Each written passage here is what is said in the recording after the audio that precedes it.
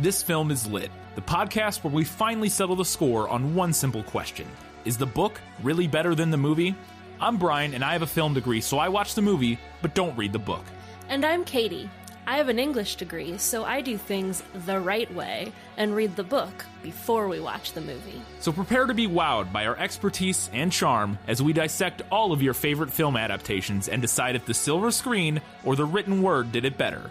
So turn it up, settle in, and get ready for spoilers, because this film is lit.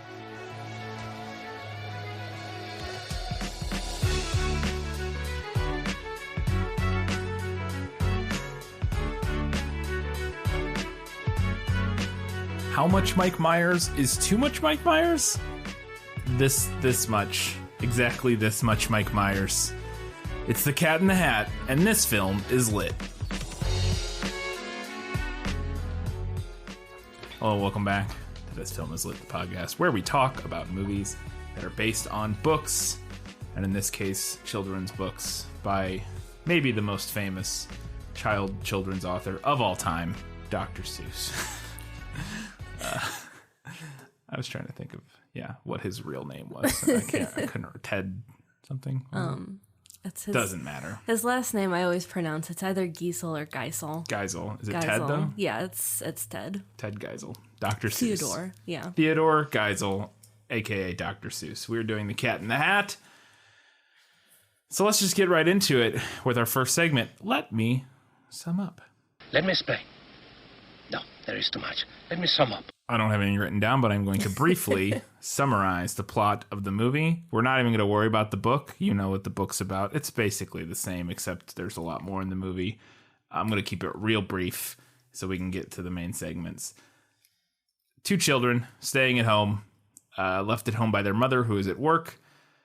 One of the children is a rambunctious messmaker. The other one is a very reserved do-gooder who follows all the rules and never breaks any rules. They're a boy and a girl. Their mom leaves them at home, says, hey, keep the house clean. I have a party here tonight. This is the movie again, by the way. I have a party here this evening. Got to keep the house clean. And then she leaves for the day because she gets called back into work. And a mysterious cat in a hat shows up and causes all sorts of mayhem and mess throughout the house, trying to teach them stuff or something. We'll get to it. And finally, at the end, they clean everything up. They learn a lesson, and their mom loves them still. And Alec Baldwin is a jerk. Yeah. That's what happens in the movie. You should just don't. It's on Netflix, like I said. You could have watched it if you want. It's also very short, which helps. It made me feel so good. But yeah, that was a nice. Yeah, that was an nice, hour and 20 minutes. Treat. It's like, oh, thank goodness that this isn't a 2-hour movie. But anyways, that's roughly what happens. The cat shows up. Mayhem occurs. Mayhem is cleaned up, and then we get a little message, a little moral of the story. So let's get into it. We don't have Guess Who this week because it's a children's picture book, but we do have. Was that in the book? Nicholas Flamel is the only known maker of the Philosopher's Stone. The what? Honestly, don't you two read? All right, I have a lot of questions. Answers mostly probably no, but let's do it and see. First things first, is there the premise about the germophobic boss coming over for dinner, and that's why the house needs to be spotless? No. Okay. Is there any of that premise? No. So it's just she leaves the kids at home? Yes. And then they make a mess? Pretty much. Okay, there you go. No outside stakes, which I get why the movie might add something like that. We'll get to it. Yeah. Does the boy make messes for no reason? And is the girl a, cold, reserved, rule-following little genius? No. The kids don't really have any of that kind of, Separate, defined personalities. Okay. They're just kids. Okay. I thought that was interesting in the movie. Again, we'll talk about it when we get there. Alec Baldwin's character, is there a boyfriend that the mother is seeing who's trying to send the boy to or one of the kids to military school so that he can move in on the family? No. Okay. Mrs. Kwan, the questionable Asian lady who not the questionable Asian lady, but the questionably portrayed and written Asian lady I mean, she is played by an Asian woman, but it's still the performance. There's some kind of like oof moments. Yeah, it feels a bit in her portrayal. Interesting. But Mrs. Kwan, who's like the babysitter in the movie. No babysitter. All right. So she just leaves the kids at home alone? Yeah. Okay. Because it's 1957. Yeah, man. of course. Is the narrator doing... So in the movie, and this is one of the things that I thought might be the closest to the book, is that there's a narrator in the movie who kind of does lines and like reads these rhyming lines at times, and I'm assuming some of those at least are from the book. From what, obviously you won't be able to tell for all of it, but did you catch the lines that were like, oh yeah, that was definitely in the book? Oh yeah, for sure. Okay. And even maybe some dialogue potentially, but probably less so. Potentially. Not a lot of the lines are from the book. It's not a very long book either. Yeah. But yeah, when it starts to rain in the movie, when they're sitting at home, it starts to rain, and the narrator says, "The sun did not shine, it was too wet to play, so we sat in the house all that cold, cold, wet day." Yeah. That's literally the first 4 lines of the book. So there you go. So that's kind of what I figured, is that some of that dialogue or some of that narration was pulled directly from the book to at least give a little bit of the flavor of the Seuss writing style and that sort of thing. So does the cat speak in rhyme in the book? Because in the movie, Mike Myers shows up, starts speaking in rhyme, and quits immediately. Yeah. And says, I can't rhyme this whole time or whatever. And I just did that unintentionally. But it made me question. I was like, wait, because now I want to say this here. I've obviously read The Cat in the Hat, but I remember literally nothing about it. I read it when I was a little kid or something, and I have not read it since then. So I truly remember very little other than there's a cat and some machines or something. But other than that, I don't remember. So that was one of the things I was like, I don't remember if the cat speaks in rhyme. I assume probably because Dr. Seuss's stuff all tends to be written in rhyme, pretty much everything. So is that a reference in the movie to that? And then for the sake of the movie not all being in rhyme, he drops it. So is that from the book, The Rhyming Cat? Yeah, I mean the whole book is in rhyme. That's what I thought. It's not like that. It's not like every line that the cat has is a rhyming couplet. Right. But if he speaks more than one line, it probably rhymes, or whatever he says rhymes with another line nearby it, because the whole book rhymes. The whole book rhymes. Yeah, which makes sense because it is Seuss. Gotcha. Is the cat, and I know the answer to some of these questions. I'm just putting them in here. And by know, I mean I'm assuming the answer to some of these questions. Is the cat in the hat hot for the kid's mom? That would have been a really weird addition to a 1957 kids book. Very weird. No, I'm still just gonna ask it yes. Yeah. We'll talk about it. We will. Boy, well, this is just like put a pin in all these, and we'll get to them eventually.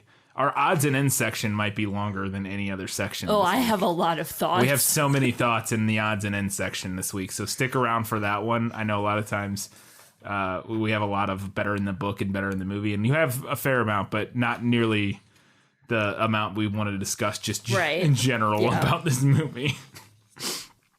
Is there a contract that the kids sign? In the movie, they sign a contract that the cat basically says, whatever we get up to, I'll clean it up at the end of the weekend, I think is what the contract says. It says, like, we can have as much fun as we want and nothing bad will happen. Right. Something nice and vague. Yes. And they sign this contract. Is that in the... No, it's not from the book. I don't have that in any of my segments, but I do want to say I don't hate that detail. Okay. Because the cat is supposed to be sort of like a huckster. He's like a trickster type of a character. Right. So I don't hate that, but it's not in the book. This one I know the answer to, but I'm going to ask it anyways. The couch needs fixing in the movie, and the cat turns... Now, I'm just going to assume the cat doesn't do any of the characters Mike Meyer does, but does he become a mechanic with his butt sticking out of his pants when he fixes a couch? He does not. Okay. That segment... Yeah. I mean, everything. We'll talk about it, but everything in this movie has so much to be said about it. Well, next thing, and this is one I thought might be, but I couldn't remember, the contraptions. There's, in the movie, at the beginning, he has this thing called the Funinator that, like, is like a detector that tells if they're good kids or not. He has the cupcakeinator during the when they're baking infomercial segment. Yeah. He has the car that's called the Slow, which is stands for something, and it's like a Seussian looking car. And then he has the Dirt, which is the vacuum cleanup machine at the end. Are these machines from the book? Because I feel like I remembered something like this from the book. So the only machine from the book is the one that cleans up at the end. Okay. He doesn't call it the Dirt in the book, Right. but it's kind of similar looking. Yeah, it looks similar. Now, like, kind of that's like contraption-y looking things aren't uncommon in Seuss books. Yeah. So it's totally possible that some of the other stuff are inspired by maybe other illustrations from other books. But for this book, just the one that cleans up at the end. Okay. I felt like I remembered something like that. Yeah. And I've read my fair share of Dr. Seuss kid books as a kid, so I could be thinking of remembering them. I felt like the car looked familiar to me. Yeah. It looked like a thing I'd seen, but maybe not. Something pulled from somewhere else, inspired by, who knows. And I didn't see anything about that when I was looking up trivia. So like a lot of times I'll say I'll find in the trivia or on Wikipedia or whatever, it'll say like, oh, the car design was inspired by the car from blank blank. But I it was didn't also see that. a little like Jetsons. A little bit, yeah. I felt like, which bit. is that like 1950s vibe. Yeah. Which I want to talk about. Yeah. At any point in the book, does the cat hold up a dress and say, look, I'm a girl? Because oof. No, that does not happen. Okay, we'll talk about that later. Yeah. It's the early 2000s, everybody. Boy, is it. It's the early 2000s.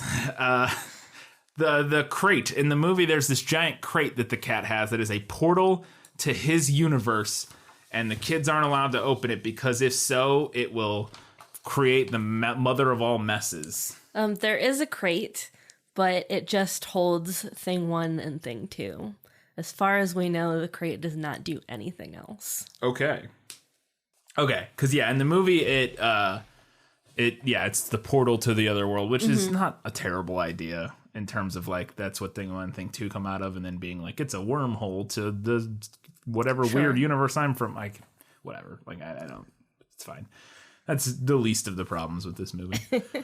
The piñata scene, and this is interesting, and I really wanted to know if this is in the book because this, so in the movie there's a scene where they're at a kid's birthday party. They're at Beans' birthday party from, if you've ever seen Ren and Stimpy, not Ren. Oh my God. I did combine Ren and Stimpy and Even Stevens to Ren and Stevens, which would be a weird mashup. There's a character named Ren. Yeah, Stevens, right. So I think that's enough. why it was, but yeah, Ren and Stevens, Ren Stevens. Even Stevens, the show with Shia LaBeouf and whoever played Ren.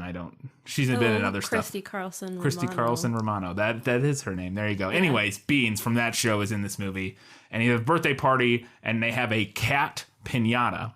And at one point it gets swapped out somehow for the actual cat in the hat. And he gets hung in a tree in front of all these little kids and they hit him with sticks. Yep. And now, given what we discussed in the prequel episode about sort of the minstrel show elements of the cat's design that people have discussed and sort of the problematic elements of that, this seemed like a serious yikes if this was in the book. It is not in the book. Okay. I did have that thought when we were watching the movie. Yeah. I was like... I mean, again, just on its own, it doesn't. That's a common cartoon thing of like, this character's gets mistaken for a piñata. Like you can do it, Like given the specific minstrel depictions that potentially the cat is based upon, that felt very like. Did you guys not aware of that and maybe go a different direction with that scene or something? Because that's. I don't think we need to tie the cat in a tree. I don't know when that discussion of like those elements started to happen. Probably after 2005, every woke thing ever. Because, not really, but like, it does see it again. This movie's very early 2000s, and it does seem like even the most progressive of media, a lot of times at those times, still have elements that are just incredibly and even still today it's not that it's stopped or we've fixed it all, but like when you go back and watch TV shows from the era, even for like progressive TV shows. We were watching The Office the other day and there was something in The Office that was a joke that was a very like joke about trans people. And it was just like, you know, The Office overall, relatively speaking, it's a very like generic like neoliberal progressive, you know, it's not like a lefty show, but a fairly progressive, relatively speaking, show. And even that wasn't even that long ago. That was probably like 2010 or something. Yeah. So I mean, I want to kind of talk about it a little bit later, like the humor in this movie. But I think in that time period in general, there was like kind of this massive reach for like edgy humor, like crass humor. Yeah. You know? Yeah. Oh, for sure. Yeah. Next one, Paris Hilton. Oh, Lord. Paris Hilton's in this movie. Why? Yeah, I was not expecting. It was like a surprise Paris Hilton. I was not expecting her to be there. So my response to your question then is, are you actually asking me if Paris Hilton is in a 1957 children's book? No. My question is no. Is there, do they go to a club? They do not. I know they don't. No, I just had don't. to put this in here. We'll talk about it more later. Maybe we won't. But yeah, so no Paris Hilton in the book or Paris Hilton equivalent. No. Marilyn Monroe, before her time even? No, I don't think right so. Around her time? 1957. Ballpark of her time? Ballparkish? I don't know. I actually have no idea. I could be really wrong. I think it's a ballpark of her time period. Yeah. And not to say that they're equivalent, I mean, but I'm just trying to think of like a popular pretty woman that at the time. Right, like kind of the equivalent sex symbol. Yeah. But no, there are no sex symbols in The Cat in the Hat by Dr. Seuss. Okay. Fair enough. Does the boy... Okay, so in the movie, one of the whole plot elements is that the thing 1 and thing 2 do the opposite of whatever you tell them to do. Mm-hmm. And eventually the boy figures out to tell them to do the opposite of what you want them to do, and then they'll do it. First off, did thing 1 and thing 2 do the opposite of whatever you tell them in the book? I mean... Or did they just do whatever they want? They just do whatever they want. Right. They don't, like, not do that. They just wreck hell. Okay. And then they catch them. So that like element is not a factor. To where he like tells them to do the opposite and it like solves all their problems. Yeah, no. No. It's just they just catch thing 1 and thing 2 eventually, and that kind of solves some of the problem. Yeah. Okay. That's what I figured. Finally, for was that in the book, do they end up going into the cat's world?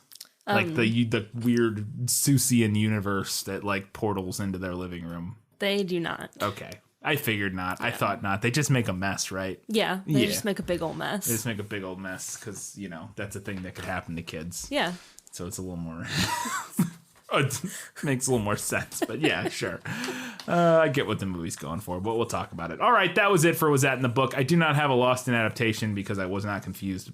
I was confused by a lot of things in this movie, but not by like the general story. Yeah, not the plot. And nothing that I thought would be explained by the book. So we'll just skip over Lost in Adaptation and go right on to Better in the Book. You like to read? Oh, yes. I love to read. What do you like to read? Everything. So I could have made like a massive list of like every detail of everything I hated about this movie. It would mostly just be everything that's in the movie is the book is better because it doesn't have it. Yeah, basically. Pretty much. Most of it.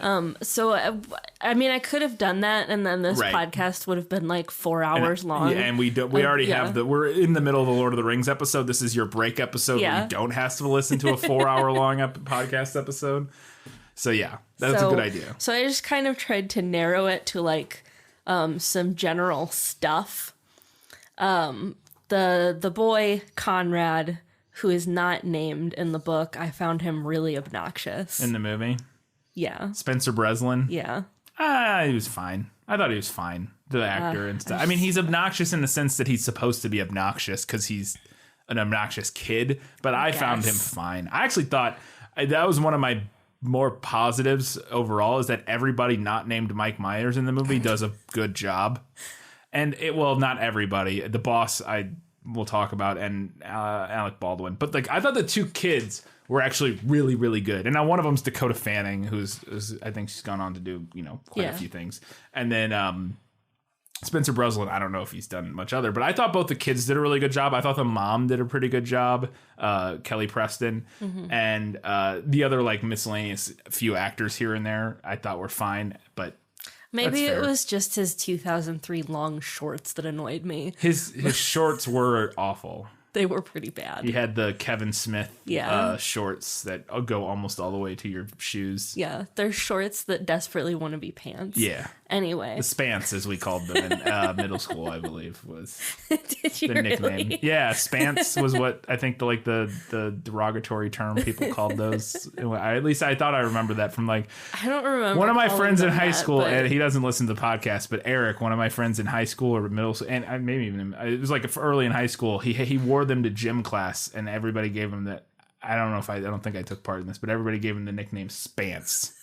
Because he had these long, I don't even know if this is true or if I'm making this up and it's a manufactured memory, but I'm pretty sure that's the case. If anybody of my friends from high school listens to this and recalls that Eric used to be called Spants. Now, it wasn't by us. It was just by people in my gym class. So I don't even, my friends might not even remember this. I don't know. Anyways, moving on. I'm speaking of Alec Baldwin, though. The evil stepfather plot. I really overdone even in 2003. Yeah. Just really stick a fork in it. Super cliche. It's done. And this movie brings nothing new to it. Nothing new to see here. Yeah, it's just, he's the evil stepfather who wants money and just doesn't like kids. Okay, great. And it's also, I arguably, not only is it cliche, it's arguably...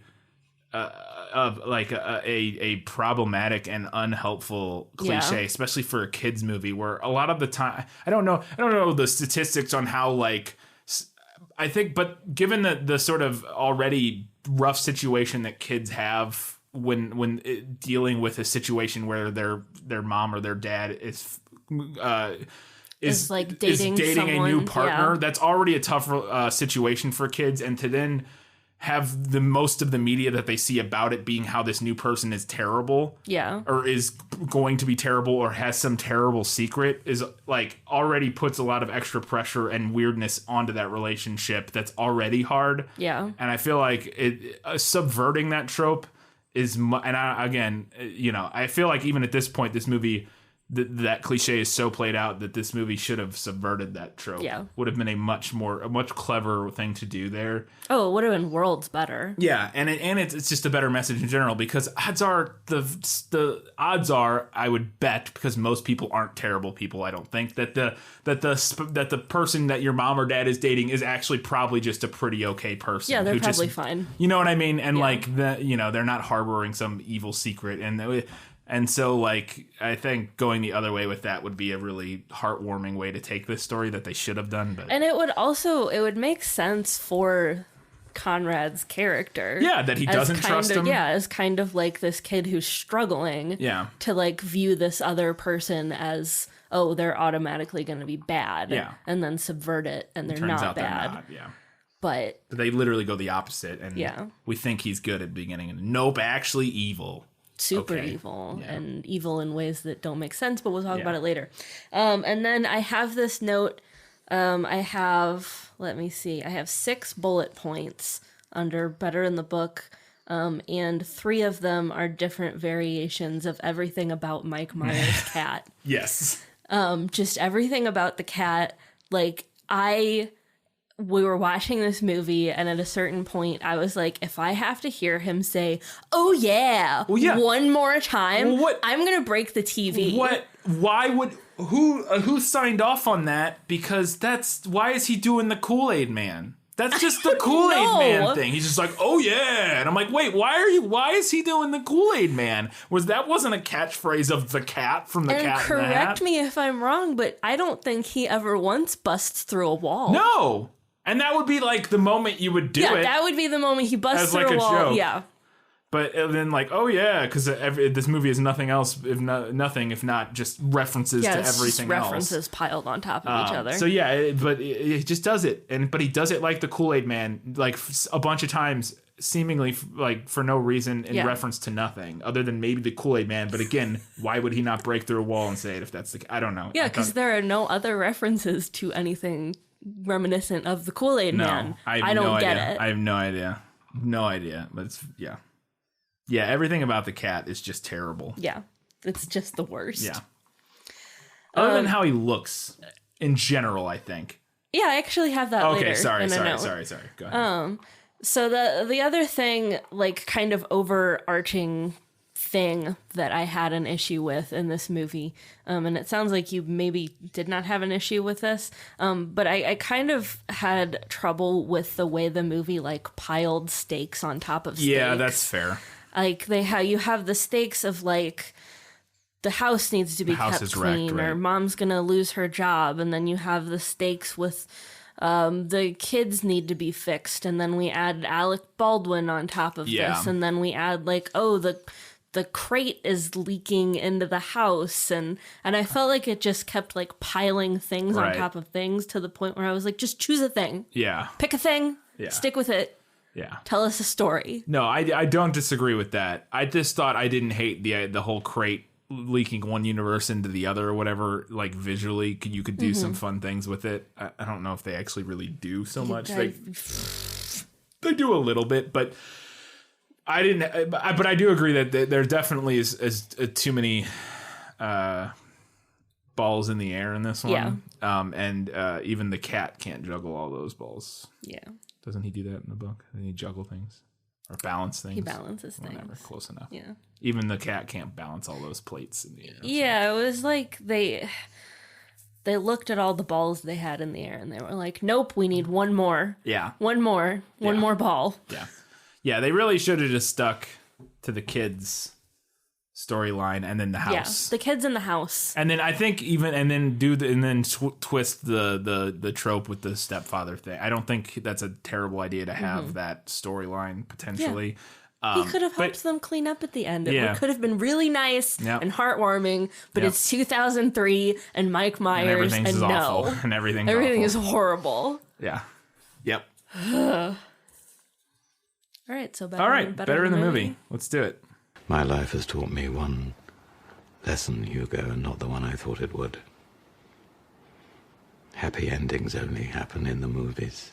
I thought Sally was kind of endearing at times. Yeah. Conrad annoyed me, but I think the kind of bossy little girl is maybe a little done at this point. Yeah. But in the book, she doesn't have much of a personality at all. Right. So it was kind of an interesting take on her character, I thought. Yeah, and I thought Dakota Fanning does a really good job with it. So like I found it endearing. Yeah. And I did think that setting them up as like polar opposites made sense. Right. I don't think they took I don't know if the movie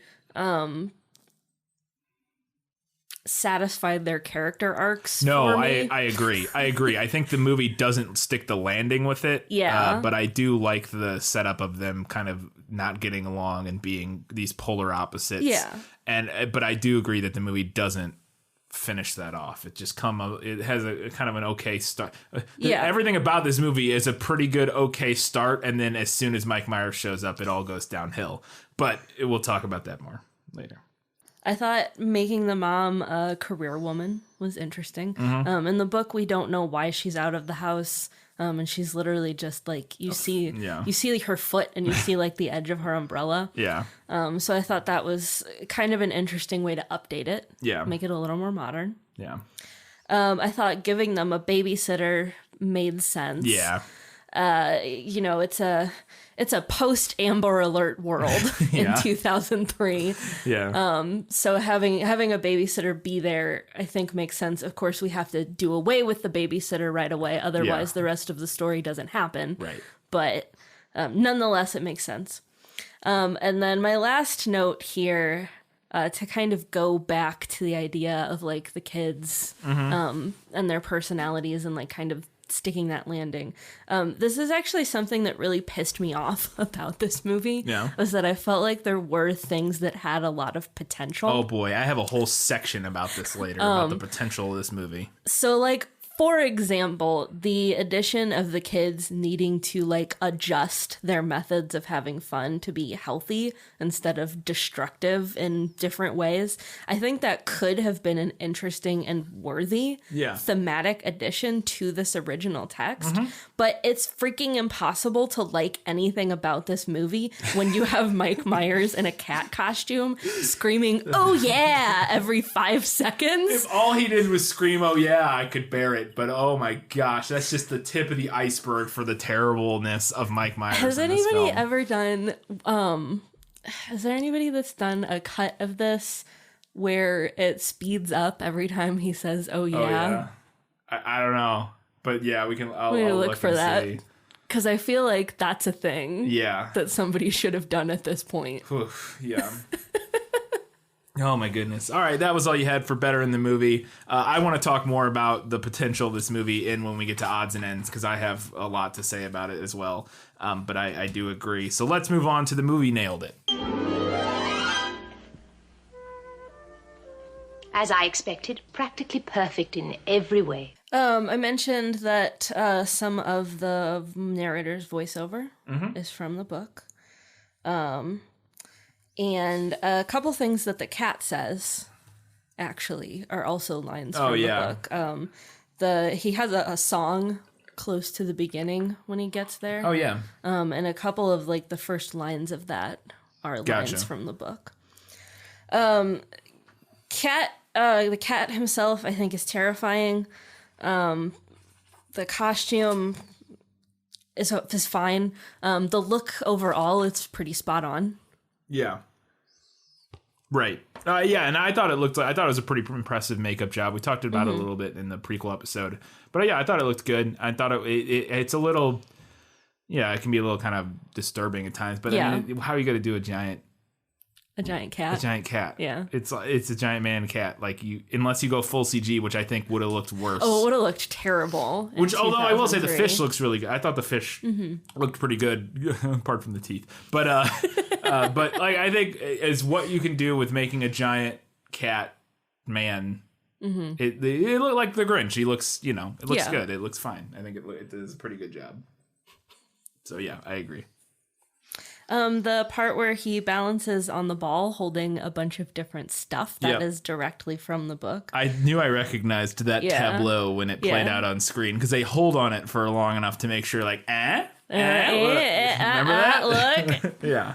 I'll post some side-by-sides at some point of a couple things. The fish getting flung into the teapot is from the book. Some of the introduction of Thing 1 and Thing 2, that's all I have written here. I'm going to assume I meant the lines that were spoken. The lines that they say when they come out of the crate or whatever. Yeah. Or like stuff that the cat says when he's talking about them. I'm going to assume that's what I meant.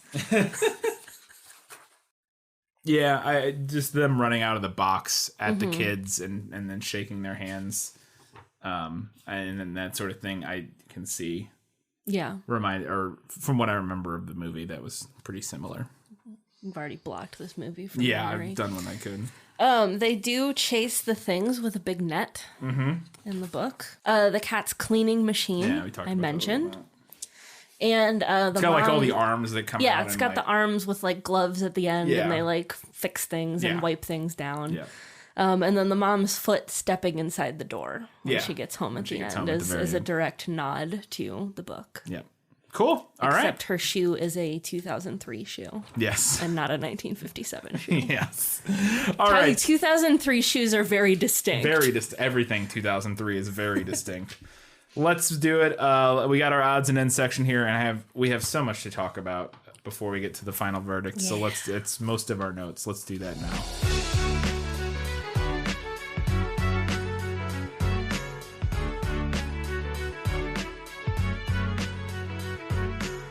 the movie starts, and we're watching the opening credits, and they're like animated Seussian. I actually thought where they changed like the DreamWorks logo. Yeah. I thought that was cute. Oh, it was great. I was like, Yeah. I feel like these opening production credits are going to be the best part of this movie, because it's just like, I was like, oh, this is nice. It's like, but it's just the production house logos animated in a Seuss style. Yeah. And I was like, oh wow, look at that. And then from there. And then it was all downhill from there. Yeah.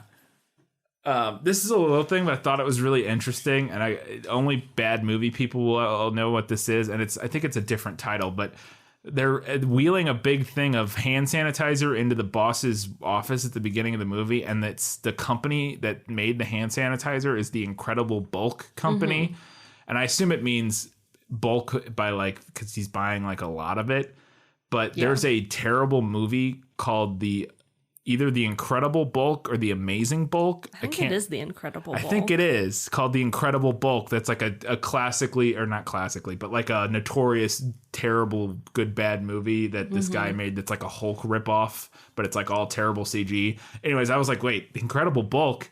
That's a very strange coincidence, but anyways. Is it, or was it the production crew telling us that this is a bad movie? We're in for it bad already, yeah. I want to backtrack just slightly. Yeah. Because I got, when we were doing like the opening, pan over the town. Yeah. I got super Ella Enchanted flashbacks. A little bit, yeah. And I have to say, this movie overall, I can also see the Shrek effect on this, and not just because of Mike Myers, right? But they were trying to do that,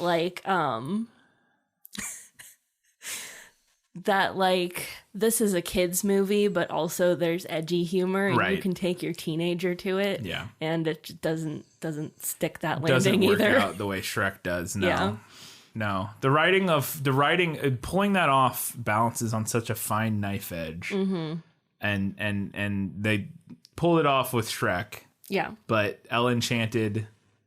Well, I guess Ella Enchanted didn't go for so much for the. Yeah, that was a different. That was more of a style. The style and the anachronisms. Yeah, and that sort of thing. But pronounced that word again. Anachronism. It's somebody named Anna and her chronisms. I don't know.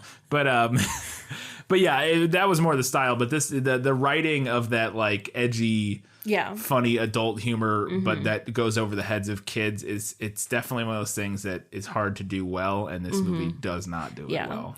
And one of our listeners and Twitter followers, Shelby, watched the movie prior to this episode and tweeted about it and made a great point. I thought that this movie depends so much. It really, really rests on us, the audience, finding everything that the cat does charming and funny. Yeah. And none of it is charming and funny. Yes, 100%. None of it is. There's 30 whole seconds in this movie where Mike Myers is at a level that works. Yeah.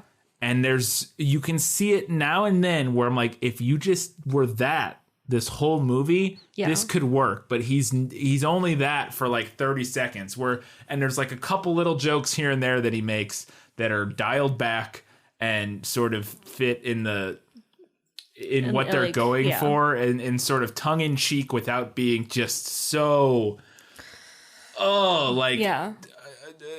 overtuned and 8 or 24 jokes per 30 second. There's a joke every other second. He can't just we can't go 2 lines of dialogue without a reference or a joke to something. It's just hits you over the head over and over and over again. That the few times where Mike Myers / the writing, I don't just want to put it all on him, but I assume he improvised a lot, so who knows? But where the writing, where it's just dialed back just enough, I'm like, oh yeah, that could work, but it's never that. It's that for a minute of the hour and 20 minute, or when he's on screen, it's almost never the case. The boss in this movie is the germaphobe boss. Yeah. That being part of the frame story or whatever, or not the frame story, but the sort of why the house needs to be spick and span, whatever. But his performance and I can't remember that actor's name. He's It's that guy from Will and Grace. Yeah, it's the guy from Will and Grace, but I don't remember his name. I don't know his name. Oh my gosh. Just immediately off the bat, I was like, nope, don't need you doing this. The thing to me that's kind of, it's like emblematic of the issues that we were just discussing, where everything is like dialed way, way up for no reason, because there's not a reason for him to be like crazy germaphobe guy. Yeah. Just like the stakes of her having a work party at the house are enough. Just that's like, fine. Because of course the house needs to be clean. You're having a work party. Having a work party. He doesn't have to be a germaphobe. Yeah. Like, yeah. And even if you want to make him like a slightly overtuned, like controlling, like make him like a little bit of a control freak, or he doesn't need to have a bottle of hand sanitizer strapped to his belt. Yeah, and just the inflection of every line he gives, and he's like leaning and yelling, and it's so much. It's so much, and even that is nothing compared to when Mike Myers shows up. But I did at this point, I was like, I don't hate the visual style of this movie so far. Again, before we get to Mike Myers, I was like, this is kind of working for me. Like the weird, they're doing that, and they're going for this like oversaturated, super stylized look where everything's bright colors and like all the cars are like very unique. They're normal cars. They're like all like hybrid, like whatever. Yeah, it's like a super stylized, futury 1950s hybrid thing, and like and the houses are all the same in their neighborhood, and they're all like it's very 2003, right? And it's not even super unique, but I think it works for the sort of theme of the story about having fun and but following, having fun within reason and being responsible, but not so much that you become part of this cookie cutter, like, you can't break out of the mold ever type of thing, like the sister kind of personifies. And so I think it works visually, and just overall, I was like, oh, this is kind of, it looks all right. And it's shot, they do a lot of center framed shots, like a what's his name? Wes Anderson movie, where like characters in the center of the frame, and then it's like where it's a symmetrical shot on both sides, and they do some of that, which is it can be a little much at times, but it's also, I think, can work for this kind of storybook type storytelling. I think, the visual style overall with kind of, like we said, like the bright colors and like the kind of 1950s futurism hybrid kind of a look. Yeah. I don't think it doesn't work. I just think that Seuss adaptations in general never get the Seuss aesthetic quite right. True. Like all of the bright colors and like the kind of general wackiness, you see that sometimes in Seuss, mostly in like his like pastiche works. Yeah. Like One Fish, Two Fish, Red Fish, Blue Fish, for example. But like if you look at The Cat in the Hat, the book, it's very stylized, but it's also really simple. Yeah. Like there are really only 4 colors. You've got black, white, you've got blues, and then pinks and reds. Yeah. But adaptations, I feel like, always are just like, bright colors and wacky things. Yeah. Blah. Yeah. Seuss. It does feel a little bit like a surface level, like, glance of like, oh, Seuss, it's a cartoon kids book. It's all bright colors and wacky, like, which kind of, sure. But yeah, I get what you're saying. It's a surface level understanding of it. And like I said, I don't think that it doesn't work. Yeah. But I also could completely see the argument of taking at least dialing that back quite a bit, so that in contrast, the cat and thing 1 and thing 2 and the things from sort of that are out of place in this world are more out of place. Yeah, when everything's like super stylized and oversaturated. Although, to be fair, since he is a black and white cat, and I think I actually remember reading this, that's part of the reason they did that with sort of everything being bright colors and everything. It's because it's a black and white cat, setting him against the background of everything that's brightly colored, and it does make him stand out more. So that's fair. I like I said, overall, I kind of enjoyed some of the visual elements and the visual style, the production design of this movie. Not all of it, but overall. And then going on, I actually didn't hate the movie up until Mike Myers showed up. I just like kind of, again, there was elements of it that I was like, but I like overall, like, oh yeah, these kids are fun. They're interesting. Good performances by them. I don't hate where this is setting up to. I know the cat's going to show up and there's Havoc's going to break loose. I knew it was going to be Mike Myers doing it, so I was preparing myself for it to just be obnoxious, and it was. But up until that point, I was like, this isn't the worst thing in the world. And then it quickly becomes the worst thing in the world. We both have a note about this moment. Yeah. Where Mrs. Kwan is watching TV.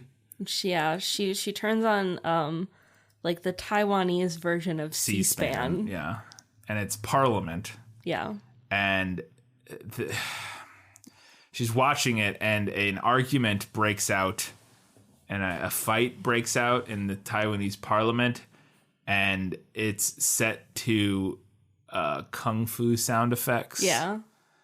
And like literally like stereotypical like you're watching a Bruce Lee movie, like kung fu sound effects of like punches and whooshes and kicks and karate voice sounds and like wah wah like wah wah wah. Like I was like, okay, that's an interesting yikes choice. Yeah, I'm not gonna. That's an oof. Yeah, maybe don't put over the top kung fu sounds over just an Asian government scene. Like, yeah, boy, that's a choice that is not great. And it's another, like we were talking about, that early 2000s. Yeah, like everything is problematic. Yeah, well, it's better, Katie. Don't you get it? Because nobody cared back then. Everybody's got their panties in a bunch these days with their, I don't like it when the Asian people just have kung fu sounds over them. Well, it's also lazy. It is very lazy. It's a lazy attempt at humor. Yeah. But it made me think of, too, last weekend, maybe, we watched like 5 minutes of the Charlie's Angels movie. Oh, God, yeah. It was on TV. Yeah, it was on TV. We watched like literally like 5 minutes of it. And within that 5 minutes, there were so many oof things that happened. Yeah. That was like 2002 or something. I was like, what is happening here? Yeah. Yeah, it was rough. Yeah. The late 90s, early 2000s were a rough time. And it almost feels like, I think it's, I don't even know what it is, because it almost feels like it was worse then than like, it wasn't than like the earlier 90s and the 80s and stuff. It wasn't. There was just as bad, if not worse stuff then. But maybe it's because we were slightly more aware and like, but it's still, I guess that's what it is that there's slightly more overall progressive sort of, movement in media at that point, but still, even then, the things that snuck through that people didn't think about or realize, or it's like, oh god, okay, yep, kung fu sounds over. Get it? They're foreign and weird, like kung fu movies. That's okay. That's the joke. And then Mike Myers shows up, and it's just. He's doing so much. It's 50 million things all at the same time. My comment wins because I said it's 8 trillion things all at once, and we both wrote those comments separately. It's peak Mike Myers. It is Mike Myers unrestrained. Yeah. He is set free upon this movie and the worst way possible. And I can enjoy Mike Myers. I haven't seen the movies in a long time, but I remember, and I know they're going to go back and have tons of problematic elements in them. But I always remember enjoying mostly enjoying like the Austin Powers films and finding them funny. Again, I haven't watched them in years, but. And Shrek, obviously. We talked about Shrek. The first great. Shrek, at least. There's a lot to like about that movie. Great. And I like little elements, a lot of elements of certain things that Mike Myers did on like SNL. I always thought Sprockets was hilarious. This weird German talk show character that he did, so like there's elements of Mike Myers that I think when he's dialed in and restrained and has somebody guiding him and holding him, putting him in a slightly smaller box, I think he can work really well. Yeah. But boy, released Mike Myers is a terrifying thing. To be fair, I'm sure it didn't help that he didn't want to do this movie. Right. Well, then do less, man. Yeah, right? Why are you Phone doing it so in. much? Why are you doing so much for a movie you don't want to do? Because it is he changes his voice every 7.5 seconds in this movie. He's doing a new voice and a new impersonation and he's riffing a new whole line of improv that he's got going, and then it's wild. It's so wild how much he does in this film, and almost none of it is funny. Yeah. At least now. Maybe as a kid I would have found it funny. I don't recall finding this funny when I saw it in 2003. Yeah. His performance in this movie makes Jim Carrey's performance in The Mask look like restrained and just dialed in, and it is like he was. And the whole premise of that is that The Mask turns him into the most wild, over the top character ever. Yeah, I didn't make that connection while we were watching it, but it is a little like he's trying to do something like that, similar, where he turns into different characters. Yeah, it was every all these 5 seconds. different characters and references, and it's like that. But that one, I haven't seen The Mask in a while, but that one feels way more coherent and restrained than this one does. He is nonstop in this movie, and it's exhausting to watch. It's truly exhausting to watch. And I think my thing is that if Mike Myers wasn't running hotter than Chernobyl's reactor throughout this whole movie, I think it could work. And I have my fix here. This is my fix for this movie. We've talked about a few of them. Visually, I think it works pretty well. We talked about that this is Bo Welch who directed this. Mm-hmm. There are elements to this movie. We watched and finished Lemony Snicket's Series of Unfortunate Events on Netflix, which he was the production designer for and directed 4 episodes of, and there's only 16 episodes or something, or slightly more, but whatever. He directed a quarter of the show or something. And you can see, I could see that movie. That show is this movie. It's 2 kids. I can see it there. It's 2 kids who interact with this larger than life, over the top, ridiculous character in Lemony Snicket. It's what's his name? Count Olaf. Count Olaf. And all the adults kind of don't interact with the kids in reasonable ways, and everything that works about Lemony Snicket is what this movie was trying to do. Yeah.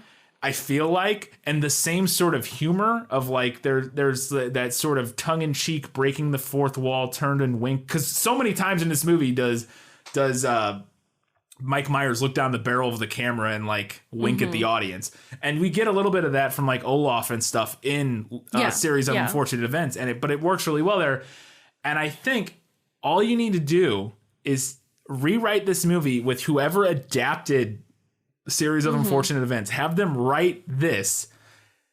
Get Bo Welch back to direct it. He could direct, because he did it on the show. Get him back to direct it, and then recast the cat from Mike Myers to Neil Patrick Harris. I think sounds utterly delightful. I think this movie is great. I think this movie is great. I think you've done it. I think you fixed the movie, and I think it's perfect, because Lemony Snicket is very good overall. It has its elements that are, not good. Yeah, and it's not it's kind of is a grim, dark version of a Seussian world, almost. Yeah, and the design choices are very similar. Again, where we've got that kind of vintagey feel. Yeah, but where the Cat in the Hat goes to an obvious 50s futuristic kind of a hybrid.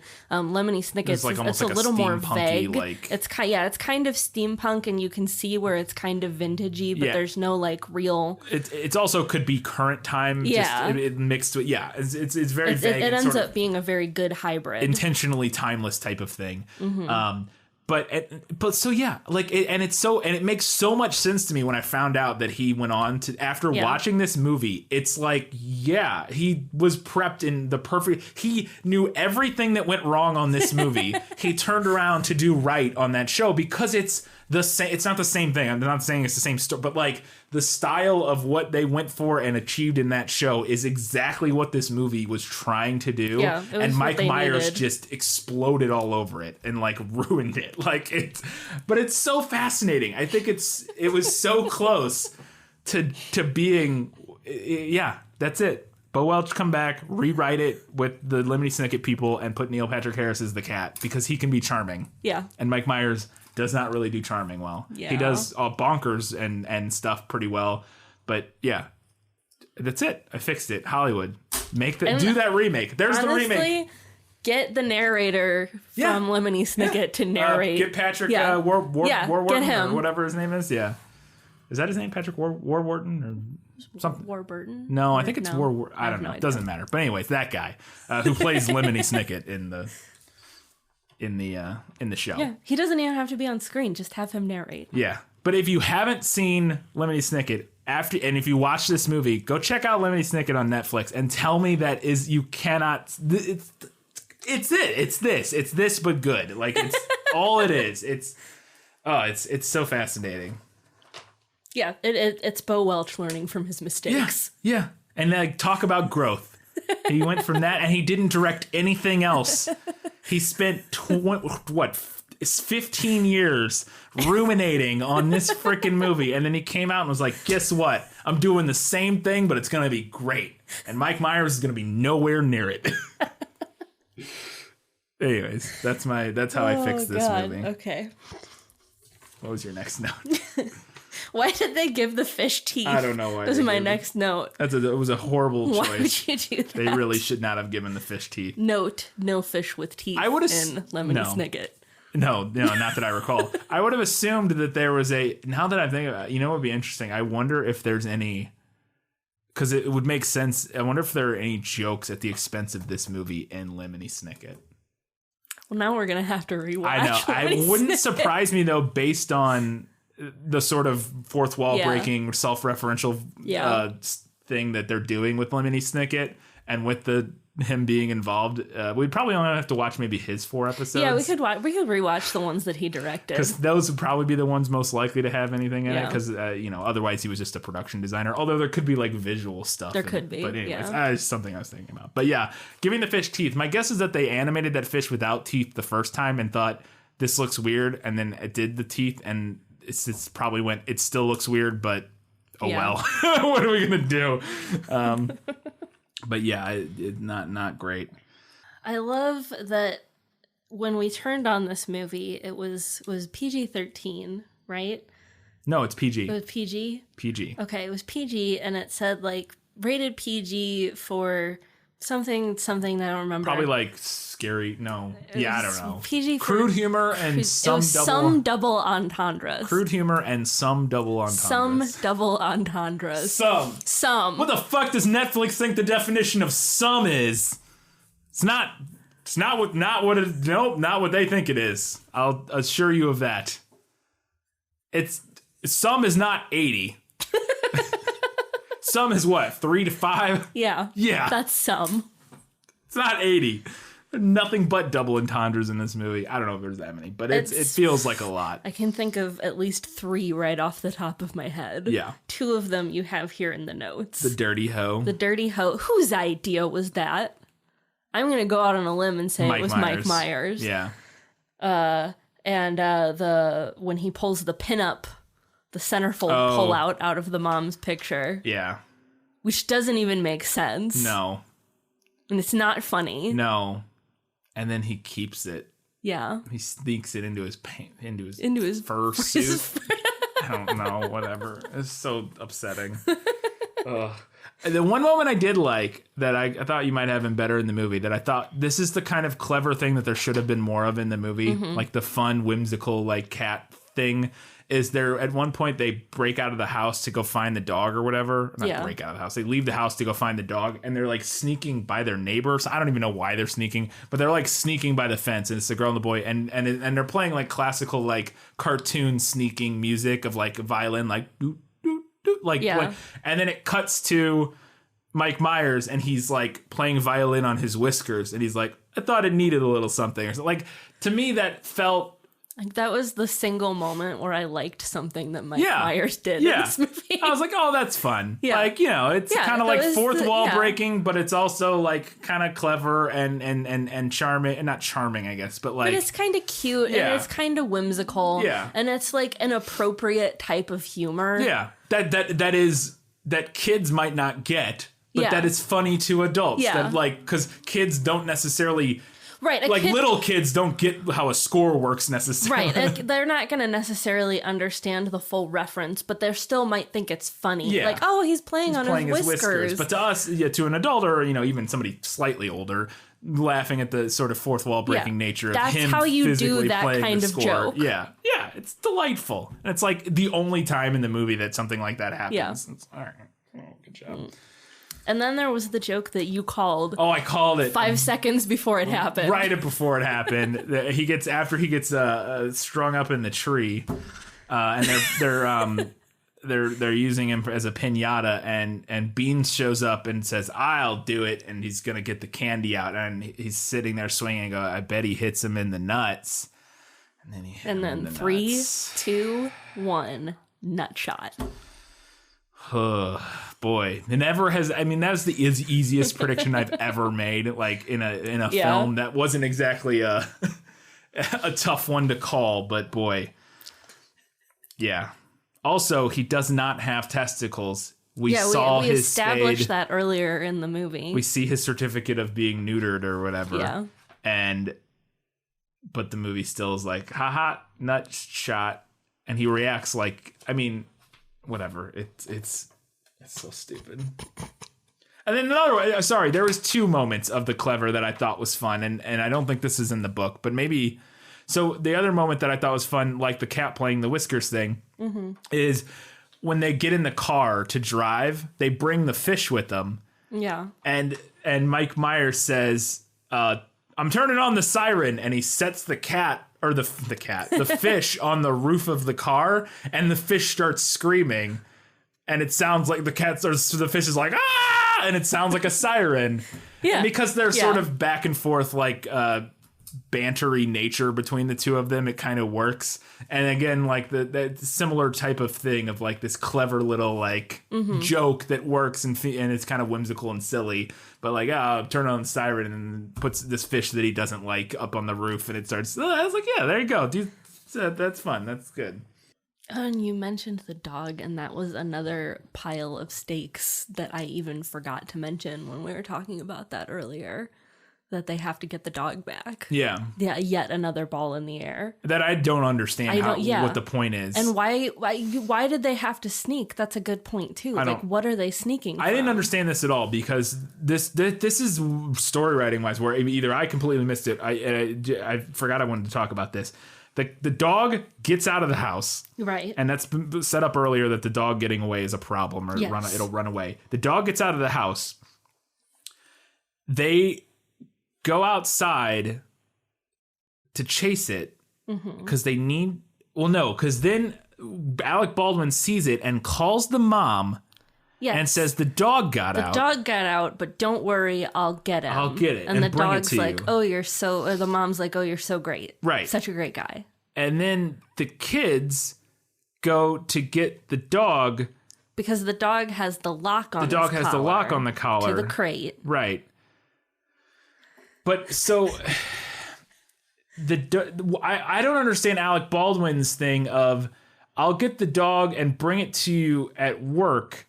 He already, and that will be whatever, for some reason, that will be the thing that makes her decide to send the kid to military school. Yeah.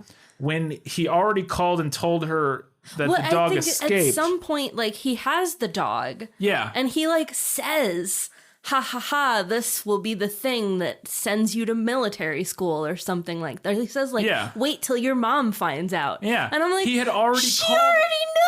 Yeah, he already called her. You told her. And told her on the phone. And then now he's just bringing her the dog. But then they got to get the dog back so that he can't give it to her. I don't... Here's the thing that I don't think we ever looked up. How many people wrote this movie? Oh, God, I didn't look it up. I don't know. It was a because to me, that feels like a too many cooks in the kitchen. Yeah. Where, like, somebody revised part of the script and didn't communicate with another writer, and then another part of the script never got revised. Yeah, here's the other problem. Yeah, here's the problem also with trying to figure out how many people wrote a film is that a lot of times when something is rewritten a lot like that, the writers don't get credited. So like Typical. like Catwoman, it has like 4 credited writers in or something like that on IMDb, but Halle Berry in her acceptance for the Razzie that she won, she went and accepted it like a boss. This has 3 credited screenwriters. So Cat in the Hat does. She said that like 27 people wrote the film. Jesus and now Christ. who knows exactly if she was being hyperbolic, but that's Right. like the sort of the thing is like all these people come and take a pass at it and add things and remove things, and that, you know, you get a bunch of writers and so you never know how many people actually wrote it. IMDb says 3. It's probably more than 3 And if I then had to guess. Mike Myers did some of And these Mike jokes. Myers, yeah. And Mike Myers. When we were getting ready to do this, I went to the library and I checked out The Cat in the Hat, and then I went back to the library and I checked out The Cat in the Hat Comes Back, because I suspected, I was like, I bet they're going to pull something from The Cat in the Hat Comes Back. And I was right. They did. The plot line with like the spots, the purple spots that transfer from object to object is directly from The Cat in the Hat Comes Back. There you go. So that is also the movie nailed it, I guess. Kind of. The movie nailed the sequel, did it? Yeah, wasn't doing. This is another Mike Myers moment that I don't understand, and I don't get the reference. I don't get the joke. When they have they're driving in the car and they get into an accident, there's just a cut to Mike Myers in the car meditating. He's like home as the car's spinning, and I'm like, what? Is that even a joke? What is the joke? You got me, Chief. Like, why is he meditating during the accident? Like, that is it the joke that it's a weird time to meditate? I don't understand what the joke is. I mean, that's gotta be the joke. That's the only possible joke. So weird. It's just, so many times it's like, I don't. Also, after that, he goes to get the dog back from Alec Baldwin, and he dresses up as a Rastafarian peace hippie guy. Yes. Problematic dreads and all. And he comes up and he wants him to sign his thing to save the world or whatever. It's like a specific weird animal whatever thing. Yeah. But he says, you got to sign it with this giant pen, which I thought was kind of funny. It takes 2 hands to sign, whatever. That joke was kind of funny. But so then Alec Baldwin hands him the dog. He goes, will you hold my dog? And he and Mike Myers, in this character, this hippie Greenpeace not hippie, a Rastafarian whatever character, says, I don't use the D word, but I will hold your canine American. And that's one of those lines that's like, what's the message here? What is the message here? Are you lampooning sort of the political correctness of not using derogatory terms? Yeah. Because to me, that's this character is presented, that he's portraying is presented as this like over the top, like hippie, like we're supposed to like find his hippie character obnoxious, I think, to some extent. Like that's the idea. And then him being like, I don't use the dog. I don't say dog. I say canine American is seems like a pretty direct correlation to like African American versus like black or something, which was potentially more. I think, honestly, I do think that's what it is. I think that's a pretty early 2000s thing. Yeah. Is to like lampoon political correctness. Right. Well, it's not just a early 2000s thing, but yeah, it was definitely a more mainstream thing to sort of, go after political correctness in that regard. But it just felt so like, I get the joke. I get what they're going for. Like, oh, it's silly that he won't say dog because it's just a dog. But it's like, but you have to extrapolate from that to what you're making the joke of, which in this case is not wanting to use a term for a human being that they don't necessarily want used. Which in the case of black versus African American, that's changed a lot and gone back and forth. I think that's like the most direct correlation, maybe. Right. But you could also argue that he's referring to the N-word, which is way more... Actually, yes, I agree with that. Also, maybe a more direct correlation is Indian versus Native American. There you go. Maybe that might be a safer one because it's that might be the more direct correlation. Mm-hmm. Whereas not Indian, Native American. Right. I think you're right. And that is one which now I think actually even Native American isn't necessarily the preferred. I think First Nations people is what we're going with now, which probably makes sense. But I thought it was very strange. I don't know. That whole joke just felt very weird and like regressive to me, and I was just like not a fan of it. And it was just there's that level, and then like at a simpler level, it's yet another joke that does not land. Yeah. The only funny part of that whole bit was that he's like pulls out a giant pen, which just because oversized props are funny. I don't know. Yeah. Can we talk about Paris Hilton? Yeah. Paris Hilton's in this movie because it's 2003, so why not? Yeah. She just shows up. She's just there. Just looks at the camera for 5 seconds and then we move on. Yeah. I don't even think she has a line. Nope. She just in the poses for the camera. Yep. Like wearing a very Paris Hilton 2003 outfit. Yeah. Also, throughout this movie, at least once or twice, one time in particular, towards the end, he very distinctly, Mike Myers very distinctly rips off the Cowardly Lion from Wizard of Oz. He does the voice and the inflection and everything of the Cowardly Lion. And it's just like, how dare you? I'm not even that personally attached to the Wizard of Oz, but how dare you ape the Cowardly Lion for this movie? Like, how dare you? Ugh, it's so stupid. So bad. I don't have any more. My last thing is that there's literally nothing better to sum up this film than the fact that the climax of this movie is a Smash Mouth cover of the Beatles. The climax of this movie, a Smash Mouth cover of Getting Better by the Beatles plays. Yep. And I was like, that is the perfect ending to this film. It's almost so genius and meta that it can't be on, like, it almost makes the movie brilliant. It's to be like, let's take a song by one of the greatest rock bands of all time, arguably the greatest rock band of all time, cover it by Smash Mouth and put it at the climax of our film just to really fuck with the audience and just really rub it in their faces. I couldn't believe it because I didn't even realize. I saw in the prequel we talked about how this is the third movie in a row, the third Mike Myers movie in a row to have a song by Smash Mouth, but I didn't realize that song was a cover of Getting Better by the Beatles. I was like, what are we doing? What are we doing? Now I know why they're doing it. It's because it's incredibly expensive to license Beatles music to be in your stuff. Yeah. So I assume, although maybe it's slightly cheaper to get Smash Mouth. I don't know, but oh my goodness, I couldn't believe it. Smash Mouth covering the Beatles. How could the Beatles estate let this happen? I don't know, man. I don't know, and it's just it's something else.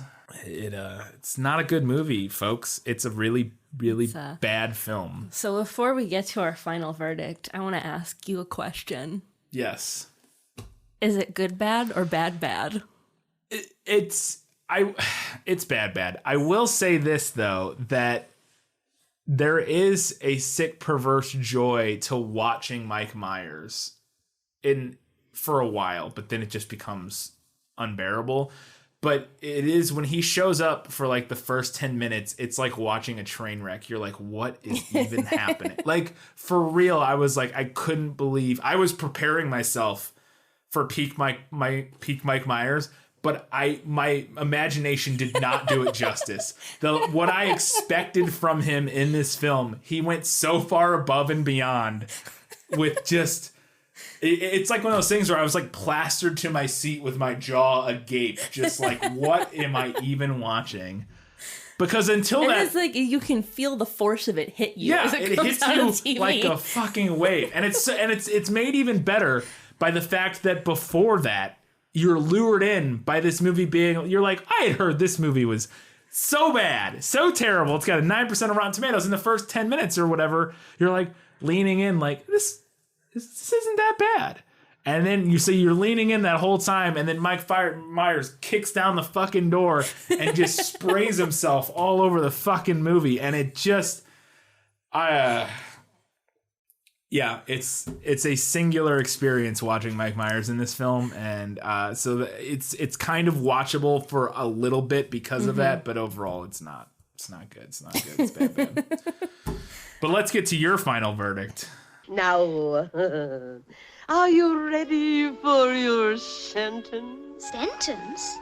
But there must be a verdict first. Sentence first, verdict afterward. My overall takeaway from watching this movie, and I mean, really, we're gonna set up this like, what's better, a 2003 movie starring Mike Myers or a classic piece of children's literature that literally changed the face of children's literature? So really, it's not even fair. No. But my kind of overall takeaway was like, sometimes you hire a comedic actor and let them do whatever they want in your movie, and you get Robin Williams in Aladdin. Mm-hmm. And sometimes you get Mike Myers in The Cat in the Hat. It's the book, and I don't feel any further obligated to justify that assessment. Yep.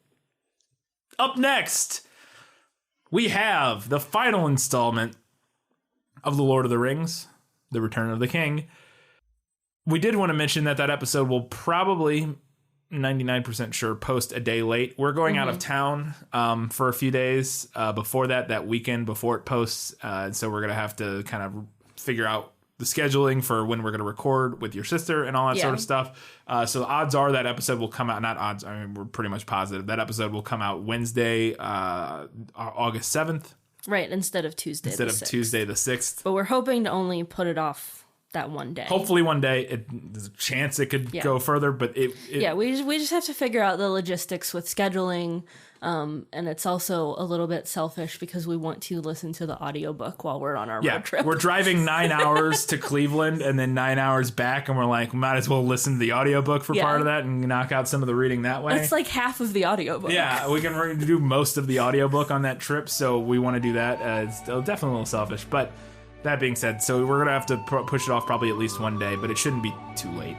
And that will be an epic, I'm sure, 3-hour installment once again. So. But the prequel should be on time. We the prequel shouldn't have an issue with that. Nope. So, until that time, in 1 week when we're back for the prequel to Return of the King, guys, gals, non-binary, and everybody else, keep reading books. Keep watching movies. And keep being awesome. Keep not being Mike Myers. Please keep doing that. In The Cat in the Hat. I'll just make it specific so as not to completely put Mike Myers on blast.